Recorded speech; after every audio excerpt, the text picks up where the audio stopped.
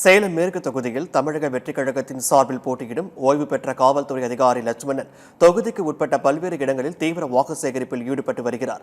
அவருடன் நமது செய்தியாளர் ஆனந்த் நடத்திய கலந்துரையாடலை தற்போது பார்க்கலாம். சட்டமன்ற தேர்தல் வாக்குப்பதிவு இந்த மாதம் 23ஆம் தேதி நடைபெறவுள்ள நிலையில் அரசியல் கட்சியினர் தீவிர வாக்கு சேகரிப்பில் ஈடுபட்டு வருகின்றனர். குறிப்பாக சேலம் மேற்கு தொகுதியில் தமிழக வெற்றி கழகத்தின் சார்பில் போட்டியிடும் வேட்பாளர் லட்சுமணன் தங்களது தொகுதிக்குட்பட்ட பல்வேறு பகுதிகளில் தீவிர பிரச்சாரத்தில் ஈடுபட்டு வருகிறார். இந்த நிலையில் தற்போது அவர் நம்மிடையே இணைந்திருக்கிறார். சார் வணக்கம் சார். இப்போ நீண்ட இடைவெளிக்கு பிறகு காவல்துறை அதிகாரி இப்ப தற்பொழுது அரசியல்வாதி எப்படி இருக்கு சார் களம்? ரொம்ப சிறப்பாக இருக்கிறது.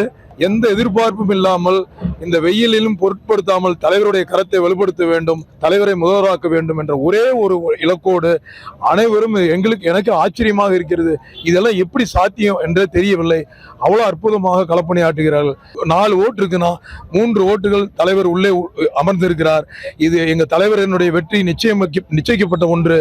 யார் நினைத்தாலும் தளபதியை முதல்வராக்கியே தீர்வோம் என்ற உறுதியோடு இருக்கிறார்கள் மக்கள்.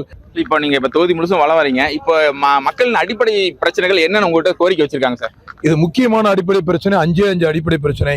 அதையெல்லாம் முழுமையாக எங்க தலைவர் தளபதி வந்த பின்னாடி 100% எங்க தலைவர் அதெல்லாம் முதல் ஒர்க்காக எங்க தளபதிக்கு தெரியும் எங்களிடம் என்ன சொல்லி அனுப்பினார் என்று. மக்கள் காப்பாளன், ஒவ்வொரு மக்கள் காப்பாளர்களும் 230 காப்பாளர்களும் தலைவரோட வெற்றிக்கிணையை சமர்ப்பிப்போம்.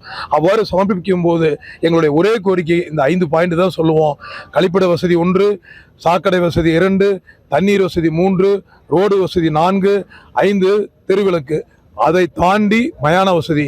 கண்டிப்பாக எங்க தலைவர் நேசமுள்ள தலைவர், எங்க தலைவர் அதை முழுவதுமாக ஏற்றுக்கொண்டு எனக்கு தெரிய அடுத்த 3 மாதத்திலே இதை நிறைவு பெறுவார் என்று முழுமையாக நம்புகிறோம்.